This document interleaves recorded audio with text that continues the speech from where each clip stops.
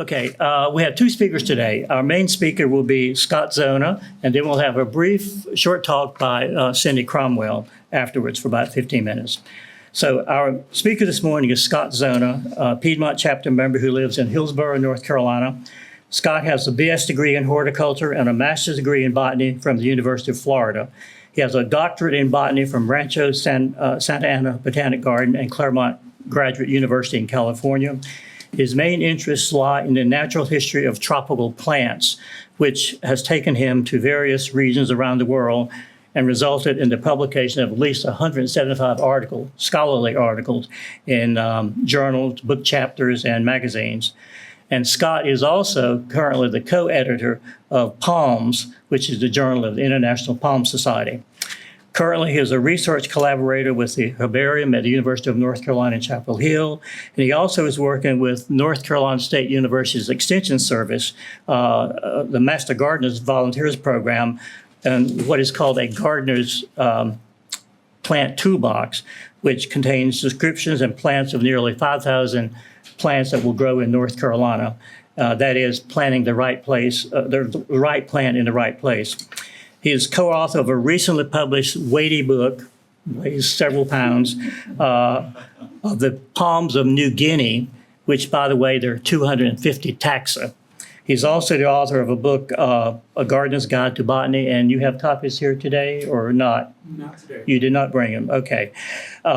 Scott retired to North Carolina in 2019 from Florida, and over the past 5 years, he's been developing a rock garden. He's here today to tell us about some of the lessons he's learned, some of the mistakes he's made, and hopefully we can benefit from what he has learned over the past 5 years. Please welcome Scott Zona. Well, thank you very much for that very nice introduction. I moved here from Miami, and as you can imagine, it's a bit of a learning curve going from growing palms and orchids outside to, the temperate plants that seem to die in the wintertime and then they come back to life. It was astonishing. So what I have today is to tell you about the rock garden that we've been building there in our home in Hillsborough. And I'll start with a little history of how it began and to give you an idea of what it took to kind of build up the infrastructure. We purchased the home that was built in 1965. We purchased it from the original owner who built it. But then moved up here in 2019 and renovated it during that year and moved in October of that year. This is a picture from early on and before we did any renovations, and you can see this is the back of the house. There's a pond in the back of the house, and you can see this rocky slope that I'm going to zoom in on a little bit. It's a terrible picture. I apologize for that. And you can see what we started with. And first of all, there's this funny chain link fence going along the top of this rocky slope. There's a fireplace and a little slab of a patio there in the back. And this was taken in the wintertime. You don't see all the weeds. It was full of weeds by summertime. But this is the area that I decided would be the rock garden, is this rocky slope. It's not, the rocks were put there as the house was built or when the house was built. They kind of settled in, so they looked sort of natural, but it's not an attempt. There was certainly no attempt to make it look natural. Unfortunately, during the renovation process, we had to put in new electricity to the house, and it went right up through the rocky slope, and they had to tear open the rocks, and we had to sort of repair that. Contractors are not known for being delicate and gentle when they do work. And also we tore off the chimney and the fireplace and the old little slab and extended out a sunroom. And this is sort of how it looked when it was repaired. And you can see the difference in color in rock, showing the rocks there on the right side that had aged and had been there for a long time versus the rocks that I put in and didn't turn them up so that the aged surface was showing. So you can see there's a little color change there. Then we put in the sunroom, and they trash that end of the rocky slope. This is, by the way, the sunroom area is the north end of the slope. It's an east-facing slope. This is the north end, and it's shaded by a big white oak tree. You didn't see that in the first photo. The other end, the south end, is in full sun. So this is sort of what it looked like when we moved in, and it was just covered with weeds. There were some legacy plants, some gladiolus there. You can see there's a Silphium perfoliatum, I don't know the common name, that was flopping all over there. There was a rosemary bush that's still there, and there was a rose which was actually just the rootstock of a grafted rose. The top part had died. The rootstock continued to grow on, and it was a rambling rose, and so it didn't have anything to climb on. So it sort of flopped all over. I finally got that moved out. So this is what it started with. So it was a lot of weeds, and it was a bit of a mess. There's the rosemary. This was after then construction. This was in the first spring. The first spring was really just about removing a lot of weeds and getting rid of some of the plants that I didn't want there. The rosemary is still there. Just to the left of the rosemary, there's Eryngium planum. And that is still there, but I'm slowly removing it and replacing it with a dwarf cultivar of Eryngium planum. I love Eryngiums. I love this species, but it's really not quite in the scale I want. So that's been changing. The last little bit of renovation involves gravel. On the top of the slope, there's this little terrace, and it was just a patch of weeds and mud. I finally decided to rectify that and removed all the weeds, got it cleared out, repaired bits of the rock garden, and then put down landscape fabric and had a load of gravel and had to bring in the gravel by a wheelbarrow because this is sort of inaccessible, and eventually got it complete. So that part I felt really good about. Had a lot of leftover gravel, however, and the bottom of this rocky slope was there in the lawn, and the grass was constantly growing in there, and it was really hard to keep it under control. So I took matters into my own hands and put in some plastic edging that I happened to have lying around, got rid of all the grass and filled that up with gravel. And it was not an aesthetic choice. It was really just a way of reducing some of the maintenance problems of, I couldn't get the string trimmer up against those rocks. There was just no way of keeping the grass from growing up into the rock garden. So it was a matter of just a maintenance issue. But it actually turned out okay because it sort of gives me a little more space where I can plant things.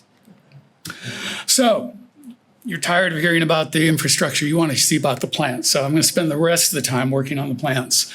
And I'm sorry for the folks over here. This podium is probably blocking the lower left-hand corner where I put the date and where I got the plants. So, if you need to move to see the lower left-hand corner of the slide, go ahead. But I did put the date on slides as often as I could, just so you could see, kind of see how things have changed over time.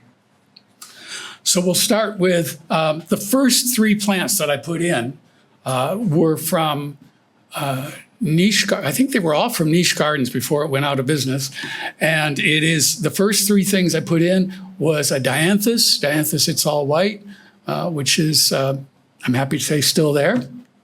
Hesperaloe, I've always loved Hesperaloe and yuccas and agaves and all those kinds of plants. So when I found that Hesperaloe would grow here, it never grew in Miami, it would grow here, I thought, this is great, I'm going to have one of those. And then I put in a rubus. This was a ground cover kind of creeping rubus. And I thought that would be kind of fun to have. So this is a little video that I took last year at about this time, I think. Well, no, it was a little bit later. I think it was just early May. So I'm not going to try to narrate as we go through, but it will give you just sort of an idea of what it looks like when it's kind of at its best. So we're starting at the sunny end and we're walking north to the shady end. And I'll be talking a lot about these individual plants in the rest of the talk.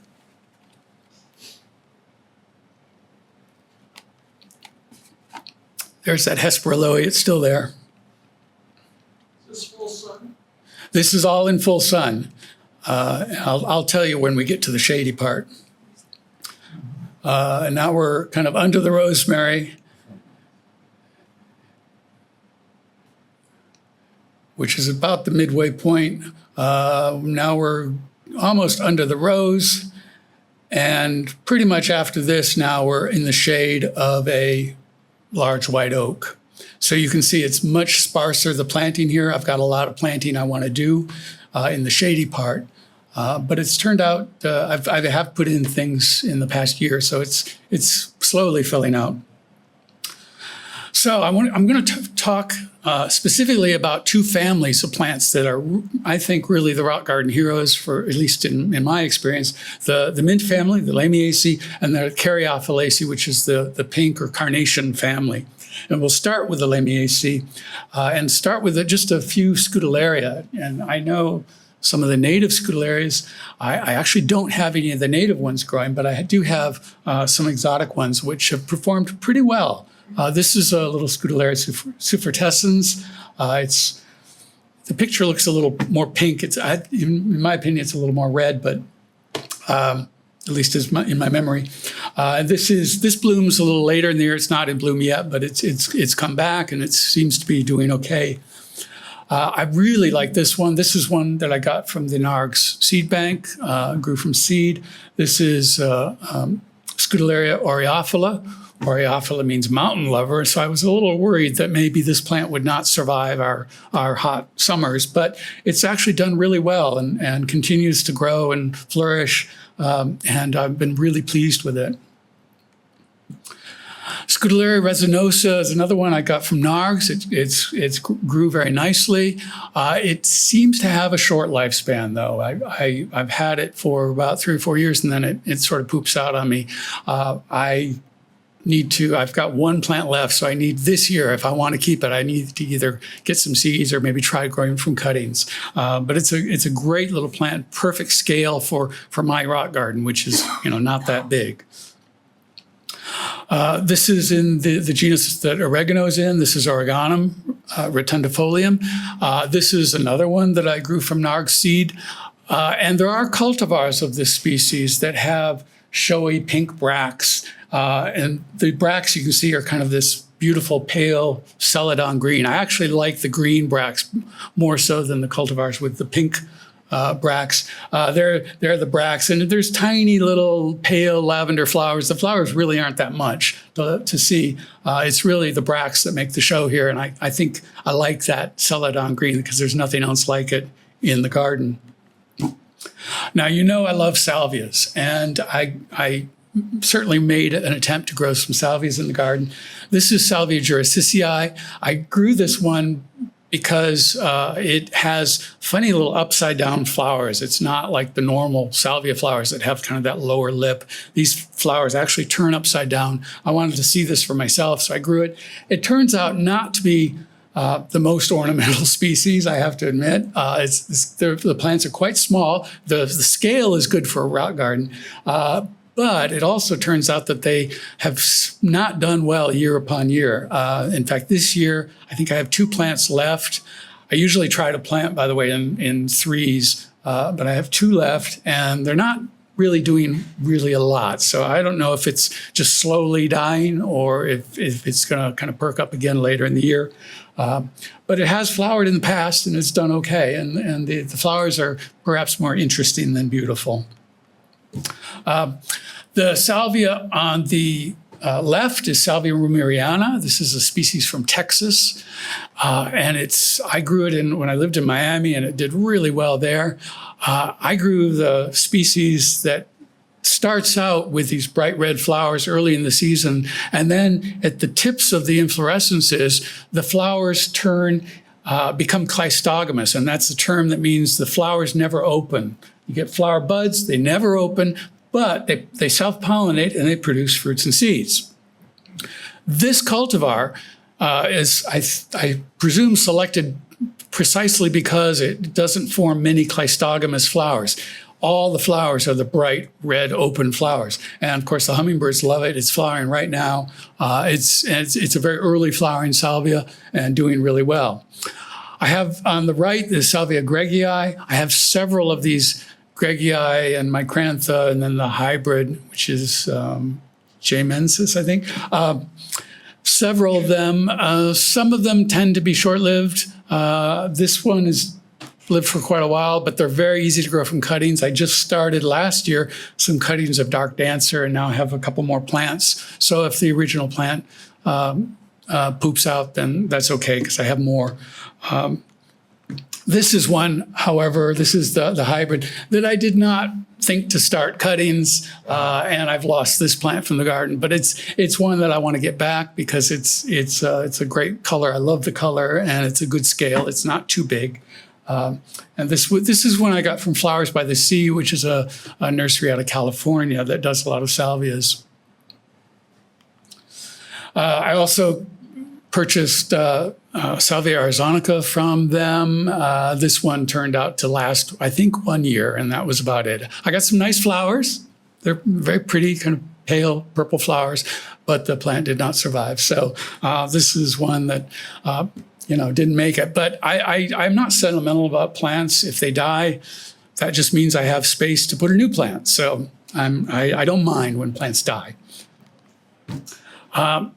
The salvia on the left is Salvia argentea. This is a biennial species. So in the first year, it produces this really wonderful rosette. These are big, large leaves, hairy leaves with a silvery fuzz on them. The seeds were from NARGS. I grew it. The scale is not quite right for the garden, and it is biennial. So the second year it flowers, then dies. And I didn't bother to try to keep seeds from it because it just really wasn't quite what I wanted for the rock garden. Next to it is seeds, a plant that I grew from seed. This is in the Thymus praecox. This is an early flowering thyme. The seeds are from Giolito. I've gotten lots of seeds from them. And it's done really well. It creeps along. It's a great scale. It flowers profusely, tiny little flowers, but the bees just go nuts over them. So this has been a good plant for me. This is another thyme. This is a lemon thyme, Citra odoris, and this is a cultivar that has little white margins on the leaves. The leaves are very small. It's kind of hard to see here, but it is variegated. It has the white margins on the leaves. It occasionally sends out shoots that are all green, and I just sort of break those off because I want to keep the variegated one. This is done also very, very well. It's easy to grow from cuttings. What I found, however, is that it tends to creep and leave kind of the dead center. It sort of creeps to the edges and is left sort of a dead center. So I think that's kind of the state it's in now. I think I'm going to start some new plants of this and take out the old plant, just start new again and let it grow for a few more years before it then has to be replaced. Thymus longiflorus, this is one I also got from Giolito, and there are two plants here. And this is kind of one of the nice things about growing things from seed is you get some diversity when you're dealing with species like this. The one on the right is in full bloom. The flowers are sort of pale purple. And the plant on the left, you can see the bracts there, but the flowers are not quite out yet. There's one or two flowers that are out. So I'm going to get kind of an extended season out of this because they're not all blossoming at the same time.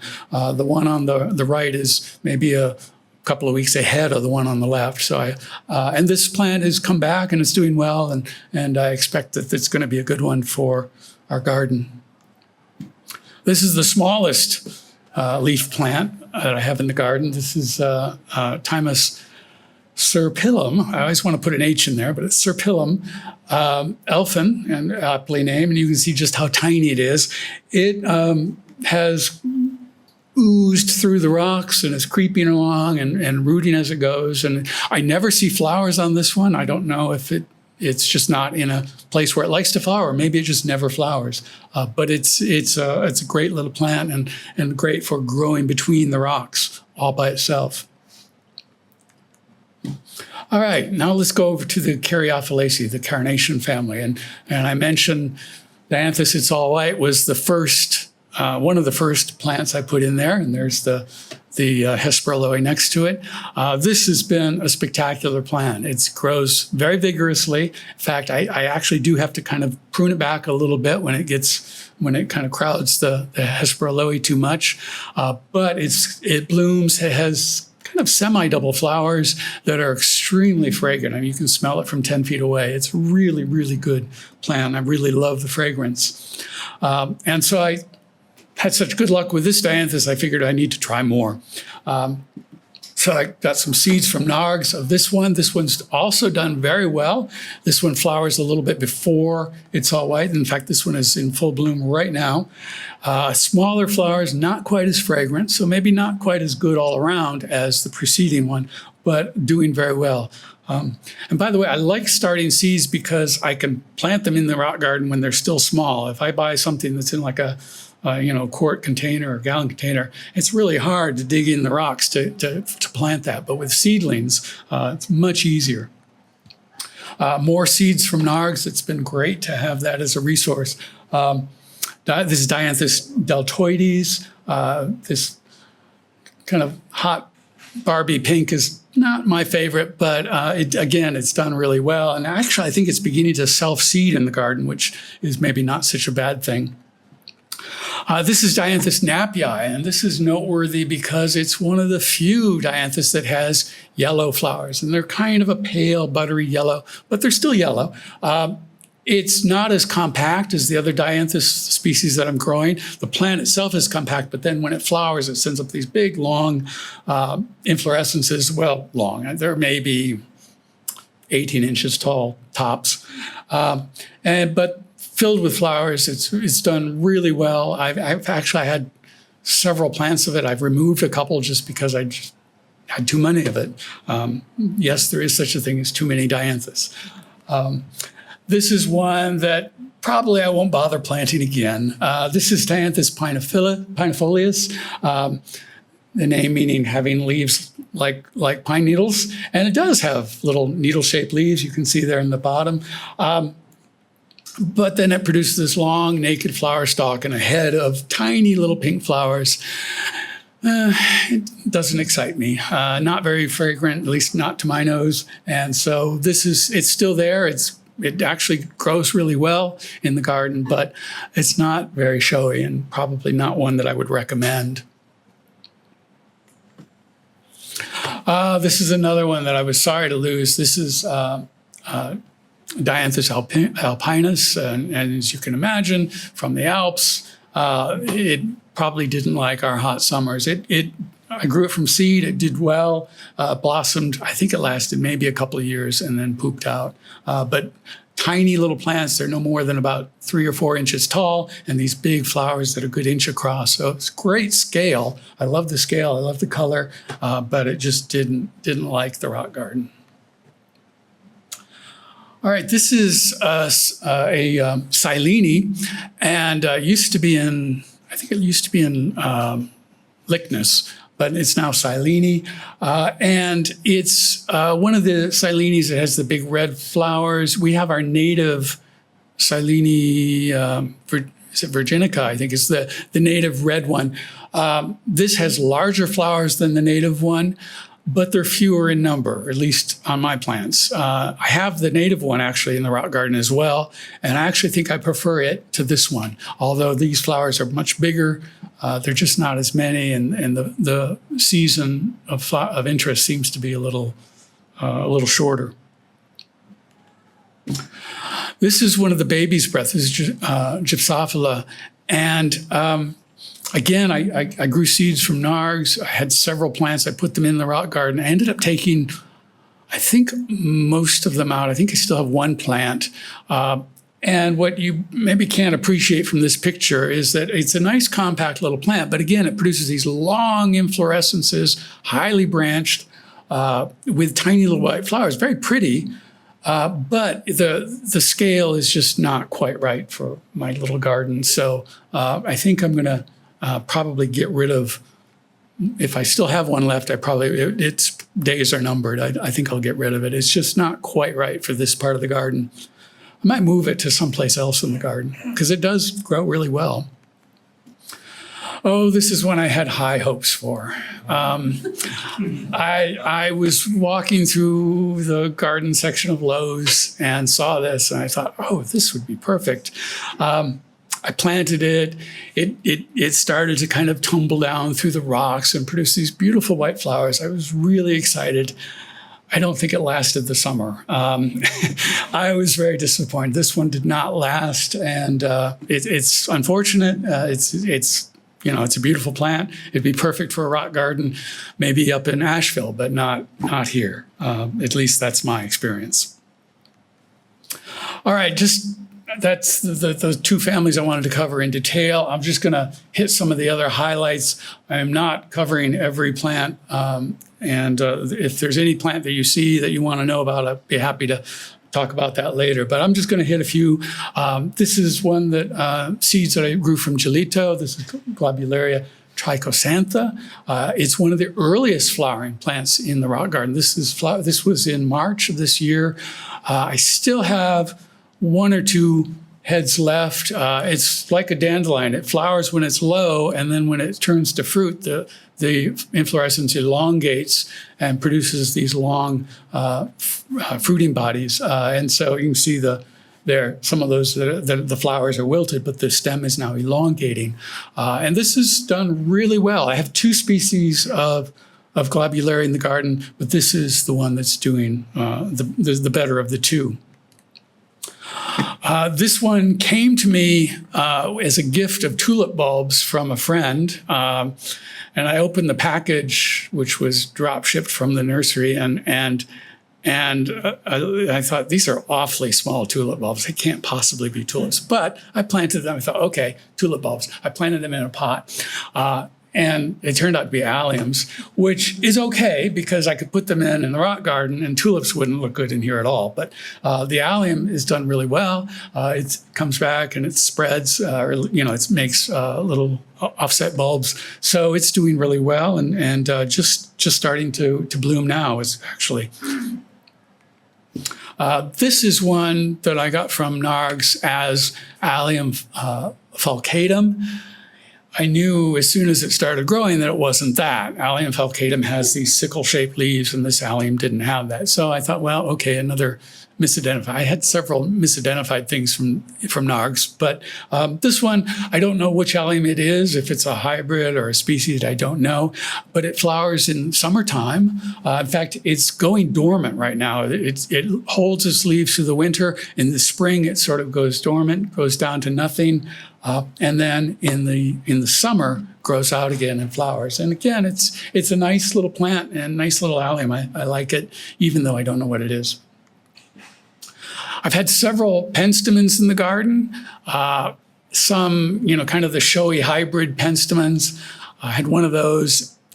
It didn't last long. It didn't do well. But this one is doing pretty well. This is Penstemon pinifolius, again, leaves like a pine needles, which it does have. I usually see pictures of this as either red or yellow, and I ended up with these seeds from NARGS as having an orange one, which is okay. I like orange. And maybe it's a cross between the two. I don't know, but the orange flowers are great. The hummingbirds love them. It's a little low flowering plant, and it's not flowering yet. It'll flower a little later in the season. This is the star penstemon. I love this penstemon. This, again, I got these seeds from NARGS. This is Penstemon hirsutus pygmaeus.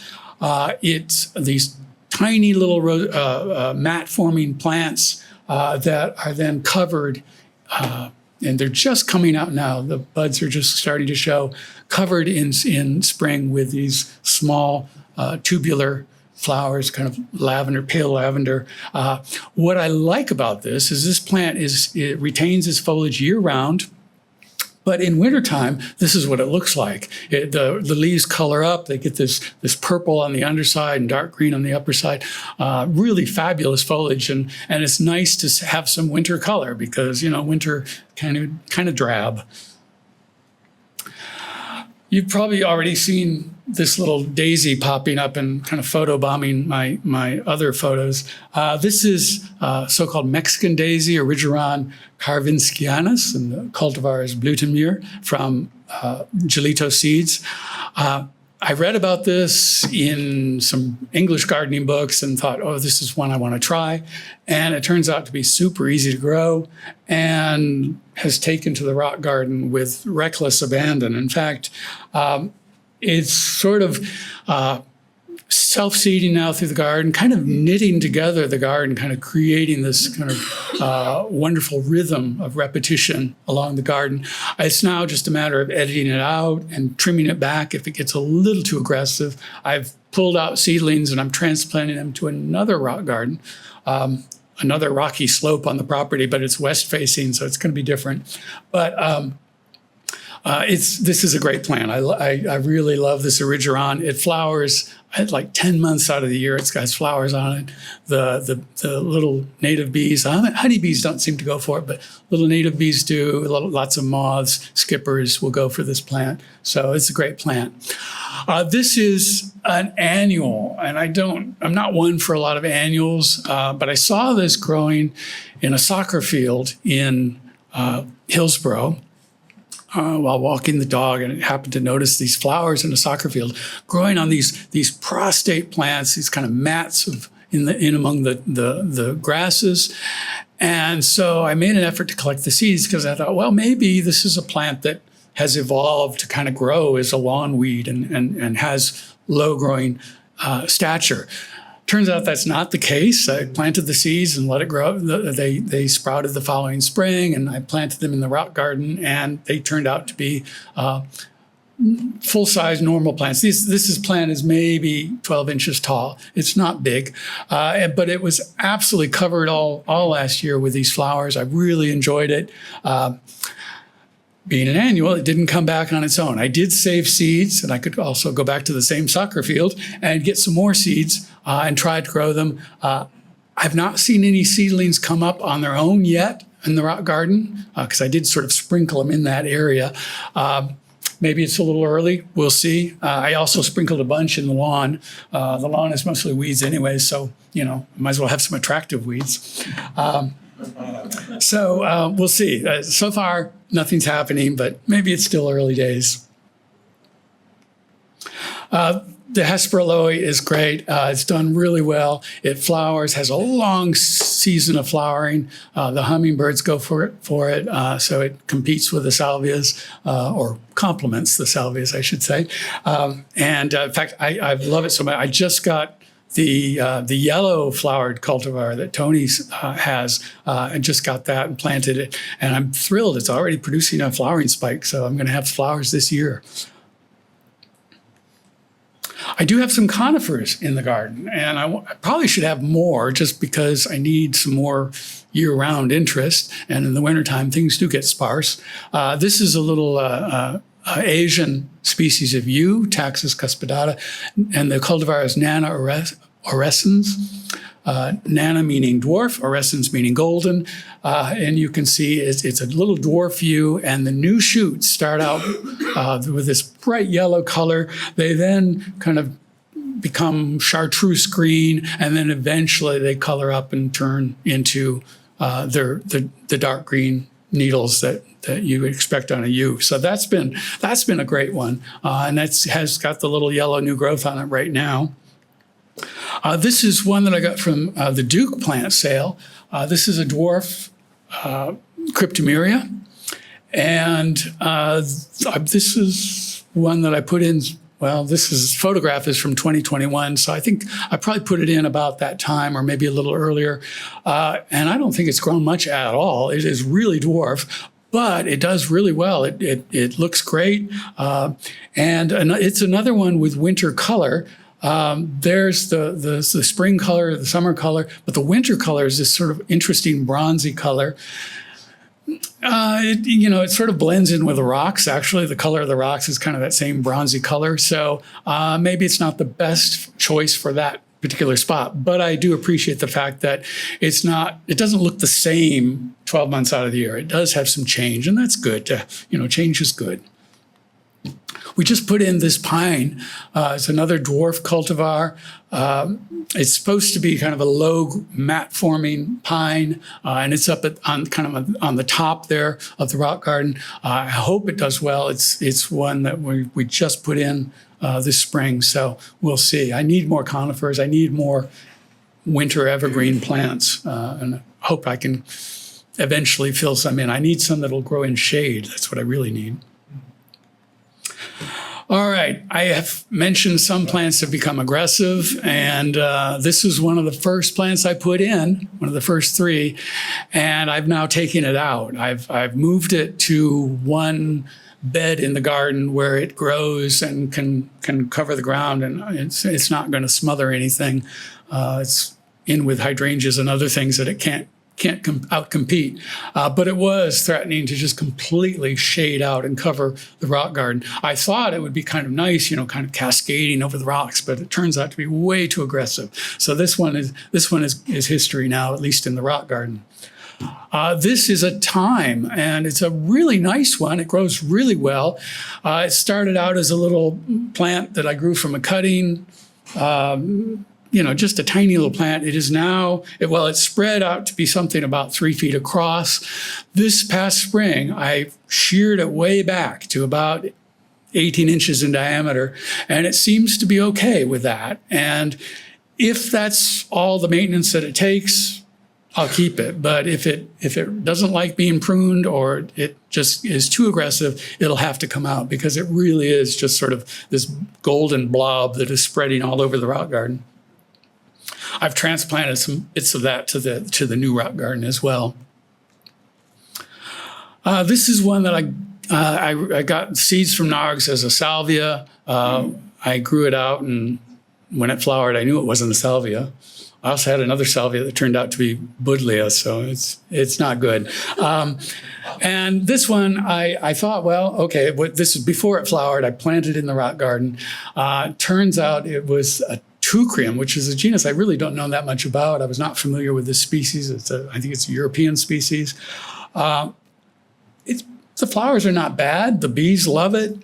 However, it self-seeds with absolute abandon. I had to yank out lots of seedlings. I've completely removed it from the rock garden. I did put it in the same bed with the rubus, by the way. And I'm going to let them fight it out and see which one wins. I do have weeds. Like every garden, it has weeds. The nice thing about the rock garden is that when you look at the kind of the square footage of the rock garden, most of it's rock. So that's good. I only have to worry about the little cracks in between the rocks where the weeds really get a hold. These are kind of my list of the most common and the most aggressive and the most troublesome weeds. I have a few other things. There's some native smilax occasionally comes up, but I like smilax, so I leave it. The pine seedlings are incredibly abundant. It's a wonder that this part of North Carolina isn't completely inundated with pine trees. And maples, actually, because we live in a fairly wooded area, we got lots of pine seedlings, lots of maples. The pines are very easy to yank out. The maples are a little harder to see. They're a little more stealthy, but I do get them out, and the cherries are not so bad. The oak seedlings, generally the acorns are too big because it's, again, the north side is under this big white oak. The oaks, the acorns don't get down in between the rocks, usually. Sometimes they do, and then they are really difficult to yank out, but I figure if I just keep cutting them off, eventually they'll die. And the other things, it's the oxalis is just constant attention. My favorite weeding tool is a pair of forceps. I've got these like 8-inch forceps, which is great because my fat little fingers won't get between the rocks, and these forceps will. And this is just great. And I'm terrible about weeding the rest of the garden, but the rock garden, it's kind of my little place where I can really devote attention to it. So I don't mind getting out there and weeding it. In fact, it's sort of my daily ritual in the morning with my cup of tea. I go out and I pull weeds. And I think that's really, if I can keep on top of it like that, it will keep looking good. Unfortunately, of course, the lawn is full of weeds, and that they're shooting the oxalis or shooting their little seeds up into the rock garden all the time. So it's a never-ending battle. But I think I'm a little bit ahead at the moment. The future, well, as I said, when a plant dies, that's just space to plant more things. I order seeds from Gelito. I get seeds from friends, seeds from NARGS, seeds from Ralston. I like growing, as I said, I like growing things from seeds because I can put them in as small plants and kind of wedge them down in there among the rocks. As I said, I want more things that are evergreen. I want more things with winter color. Spring is all gardens look good in the spring. My garden looks good in the spring, but I'd like it to look good in the winter as well. It needs work in the wintertime. I'll say thank you. So with that, I will take any questions you might have. Was first. Thank you.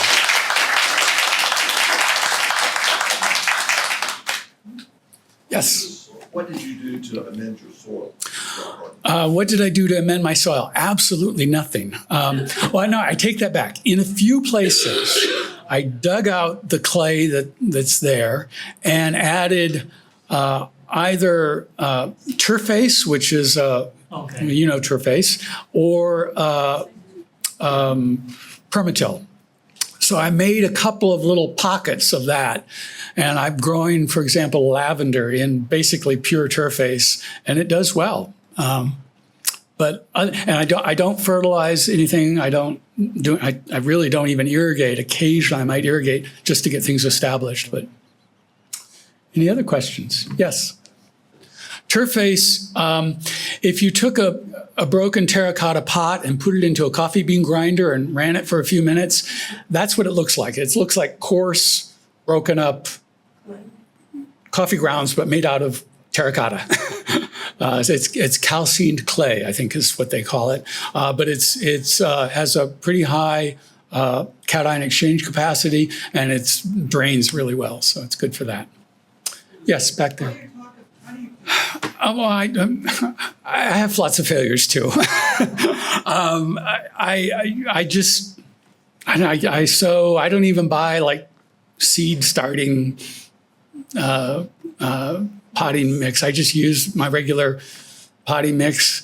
I try to get the peat-free stuff and use that. So most of these things have fairly small seeds, and I just sort of press them into the surface, and then I cover with a little bit of turface. And then it's just a matter of keeping them moist. I think probably the biggest problem I've had is I've allowed things to dry out, and that's not good. I actually do some under light if I'm starting them early, but if it's when the weather's warm, if it's maybe not quite yet, but a little in a week or two, I could start them just outside, and I will keep them. I have a little tray with a little plastic dome over it, and I keep them under that, and that keeps the humidity really high. But you do have to watch out for when they germinate to kind of get them out of that humidity, because it's sometimes a little too much for little seedlings. But I have plenty of failures too. But I of course blame it on the seeds. Old seeds. They weren't viable. Yes. No, the stones are not imported. They are all native to the property, and I think they were the person who owned the property before us. Dug out the pond that's on our property, which is a pretty big pond, and I think the house is built on the spoils of the pond excavation, and I think the rocks just sort of came out during the excavation, and he just set them aside and eventually covered that slope, the terrace on which the house sits, and covered the slope with the native rocks. The question is, what am I going to plant in the north shady part of the garden, of the rock garden? I don't know yet. When I started this, I didn't start with a plan of, geographic plan or a color plan or anything like that. I just get plants that I like the look of and try them, and some work, some don't. And the shady part of the garden is still a lot of open space.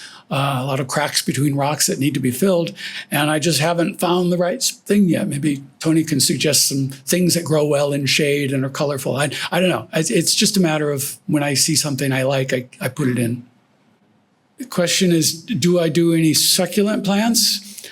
Yes, I actually have a couple of little small agaves.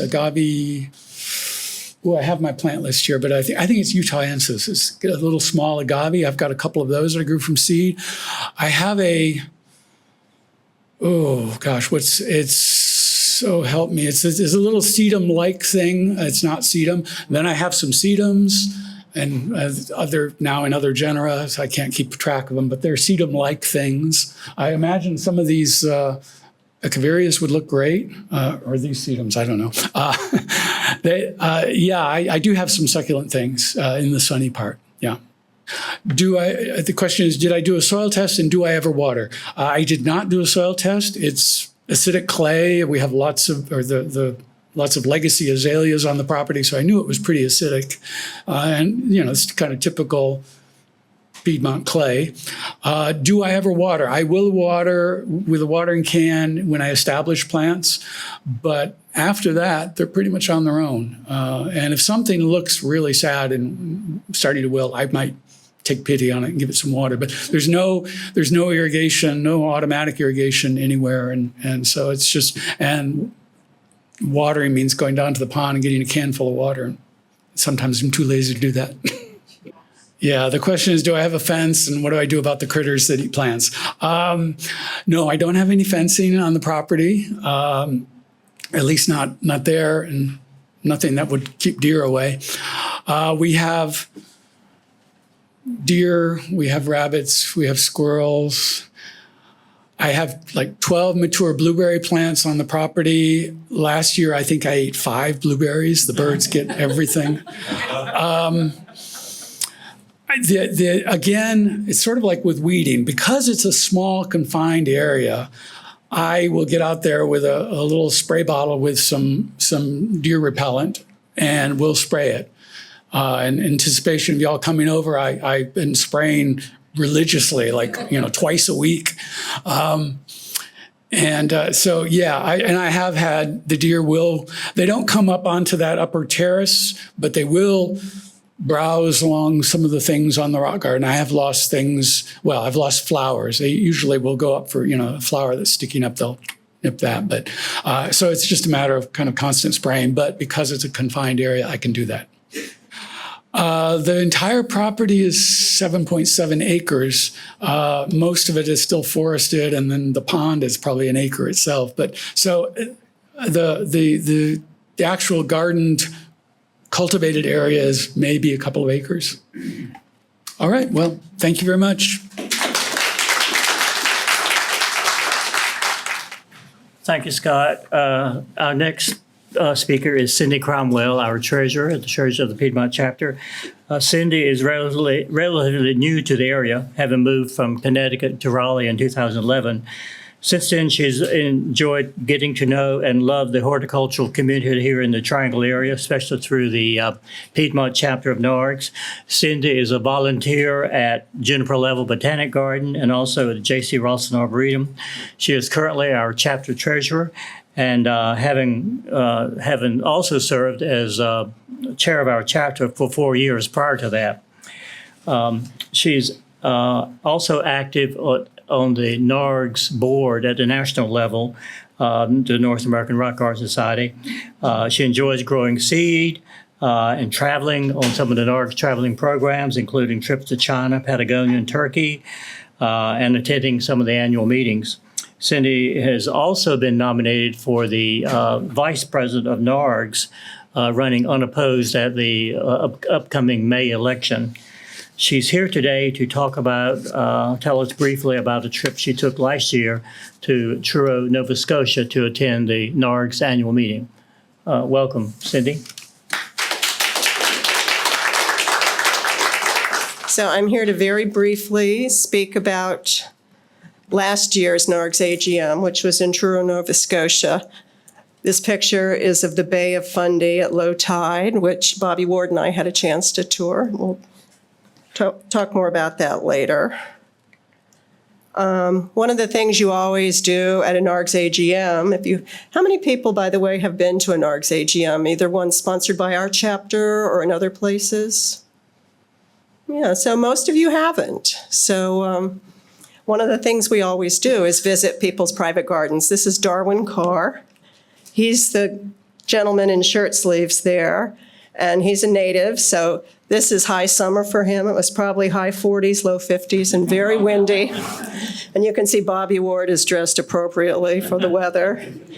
And his rock garden is directly outside his house, which is wonderful. If you live in a colder area, you can enjoy it without going outside.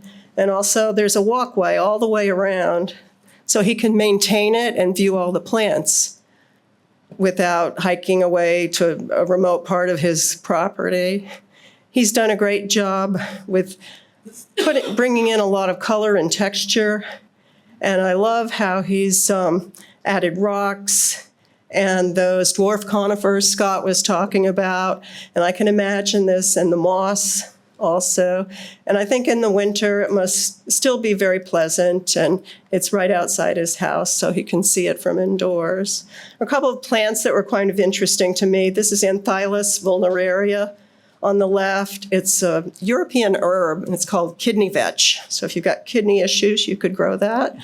I'd like to try it. It was very decorative in the garden. It was a really nice, strong red and yellow combination.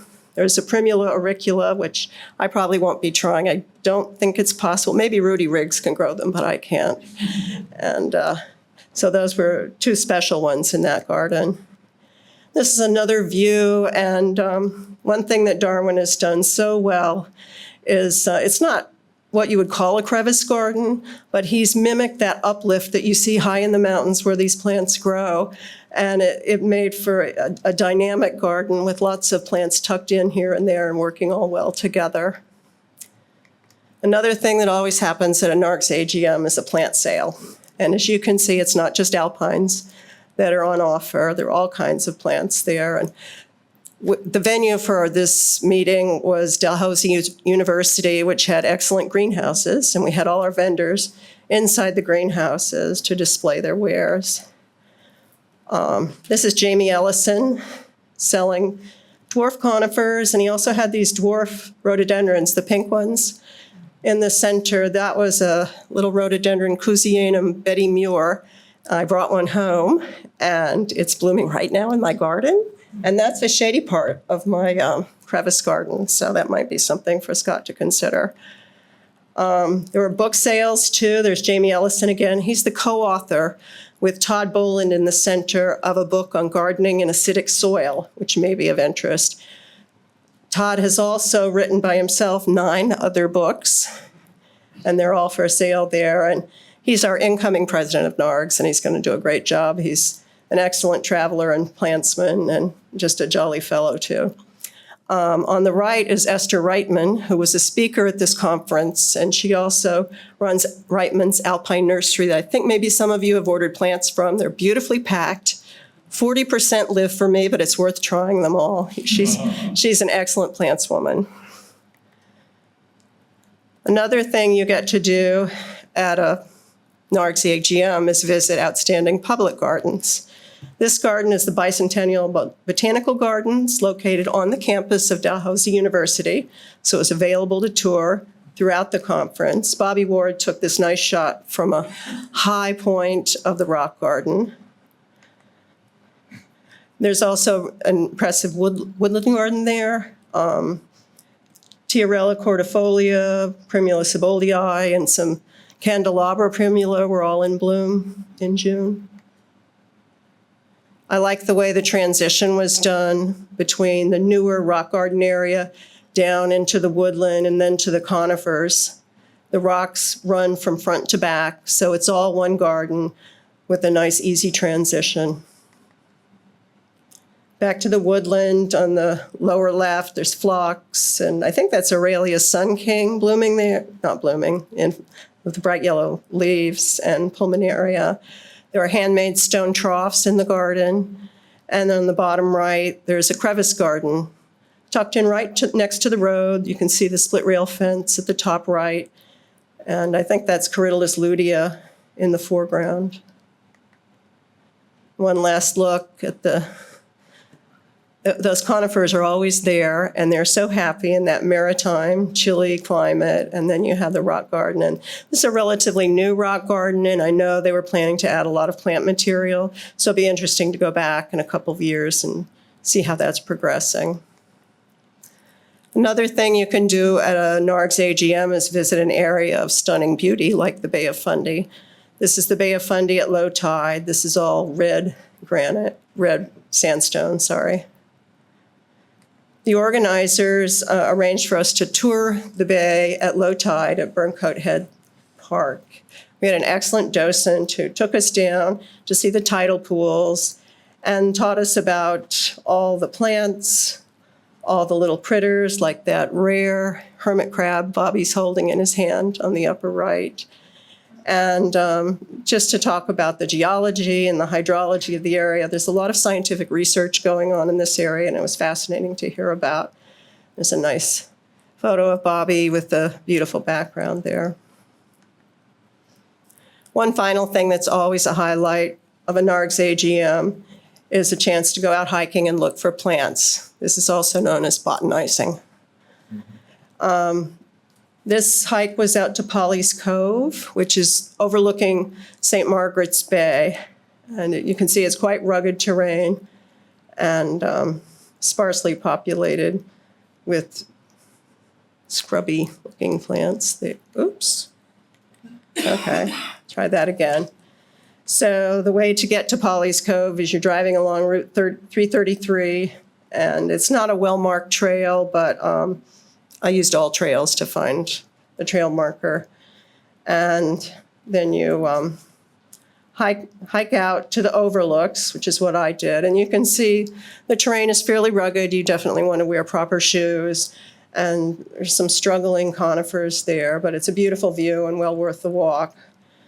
But what's really neat is to walk back toward the road to this boggy area. And at first glance, it's mostly reindeer moss.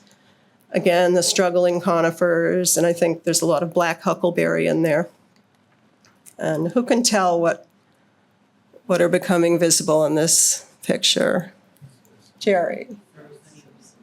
Yes, it's northern pitcher plant, Sarracenia purpurea, and there was quite a bit of it once you noticed it, and it was all hunkered down, but and just beginning to make flower buds. There's also black huckleberry in bloom that day.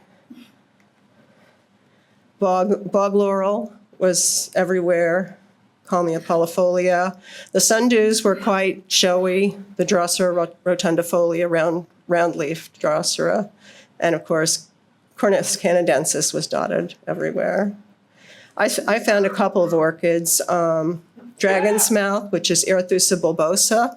Most of them were like the little guy on the right, still in bud, but I found a few little clumps that were open. And then a highlight was definitely the lady slipper orchid, Cypripedium macaulis.